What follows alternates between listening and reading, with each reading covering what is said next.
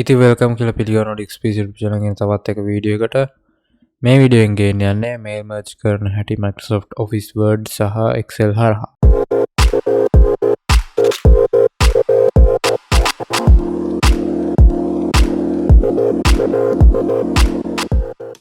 ඉතින් Microsoft Word සහ Excel එක හරහා Mailmerge කරන්නේ කොහොමද ඒක භාවිතා වෙන්නේ මොන වගේ දේවල් වලටද?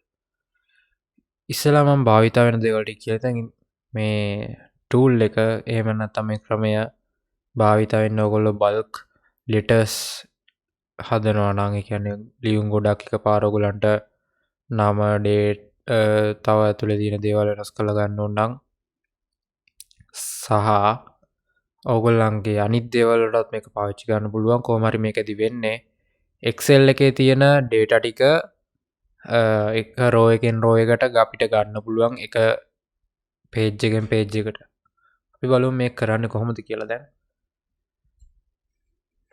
ඉතින් මං ගාව තියෙන මේ වගේ text document එකක් Word එකෙන් හදපු මේකේ ඊට පස්සේ අපිට තියෙනවා sheet එක නිකන් normal බොරු data ටිකක් දාපු sheet එකක්. ඉතින් මේකේ මම දැන් යනවා මට යන්න ඕන තැනකට ගිහිල්ලා මෙතනට දානවා name කියන එක. ඉතින් අපි මේක දාන්නේ කොහොමද?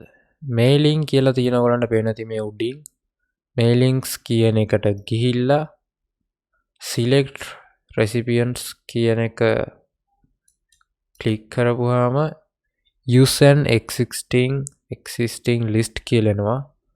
ඒ ක්ලික් කරන්න තියෙන්නේ. ඊට පස්සේ අපෙන් අහනවා ඕගොල්ලොන්ගේ Excel ෆයිල් එක තියෙන්නේ කොහෙද? අපිට තියෙන්නේ Excel ෆයිල් එක පෙන්නන්න. ඉතින් මෙතන තමයි තියෙන්නේ. open. ඊට පස්සේ sheet එක sheet 1ද sheet 2ද කියලා අපි select කරන්න ඕනේ. ඉතින් මේක දැනට තියෙන sheet 1 එක විතරක් නිසා මම මේක දානවා. ඉතින් මෙතනදී අපිට මුකුත් පෙන්වන්න නැහැ තාම sheet එක attach වුණා විතරයි. ඊට පස්සේ insert merge field කියලා තියෙනවා. මේක අපිට පෙන්නනවා අපේ Microsoft Excel sheet එකේ තියෙන පළවෙනි row එකේ තියෙන දේවල්. මේකෙන් read කරන්නේ පළවෙනි row එකේ තියෙන දේවල් table head එක විදියට.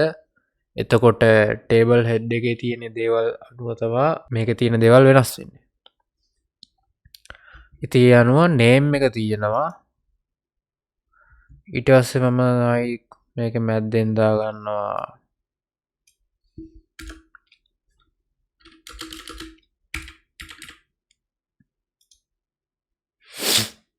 මේක මැද්දෙන් මට ආයි දා ගන්න ඕනේ ID එක.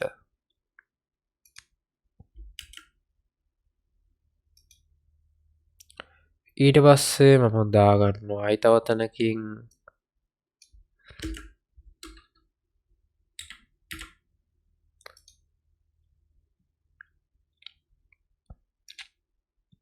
amount කියන එක. ඊට පස්සේ අපි මෙතනින් බලන්නේ කොහොමද? ඉස්සෙල්ලාම අපිට preview එකක් ගන්න පුළුවන්. මෙතනදී අපේ පළවෙනි row එක නෙමෙයි දෙවෙනි row එක පෙන්නනවා. ඒ කියන්නේ අපේ ඇත්තටම අපිට අපේ data තියෙන row එක. ඉතින් preview results කියන එක ක්ලික් කරලා තියා ගන්න ඕනේ නැත්නම් මේක ඔයගොල්ලන්ට පේනති. පෙන්නන්න මෙහෙම. ඉතින් preview result එක ටික් කරලා ඒ කියන්නේ මේ වගේ on එකේ තියෙද්දිම ඔයගොල්ලන්ට මෙන්න මේ තලෙන් යවන්න පුළුවන් ඔයගොල්ලන්ගේ තියෙන දේවල්. row එකෙන් row එකට යවන්න පුළුවන්. ඉතින් එහෙම තමයි ඒක බලන්නේ. බලන්න කියන්නේ ඉස්සෙල්ලාම preview එකක් බලන්න එහෙම. ඊට පස්සේ අපි මේක එළියට ගන්නෙ කොහොමද? මේකේ තියෙනවා finish and merge කියලා. ඉතින් මේ ක්ලික් කරලා edit individual documents කියලා තියෙනවා. එතකොට වෙන්නේ මෙතනින් අහන all the current record from to කියලා අපිට පෙන්නනවා page row එකෙන් කීයක්ද ඕන එහෙම කියලා documents rows කීයක් එන්න ඕනද කියලා. ඊට පස්සේ මෙතන okay දෙනවා. just මෙතන ඔයගලන්ට පේනවා ඇති letters one word කියලා ෆයිල් එකක් තියෙනවා. ඉතින් මේ ෆයිල් එකේ තමා මේ ඩොකියුමන්ට් ටික ඔක්කොම වැජ්ජලා තියෙන්නේ.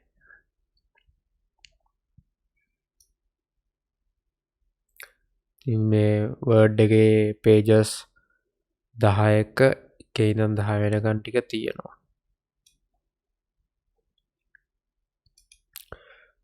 ඊට පස්සේ අපිට එතනින් එහෙම ගන්නත් පුළුවන්. තව විදියක් ගන්න පුළුවන් print documents දීලා කෙලින්ම මේ ටික PDF වලට ගන්න පුළුවන්.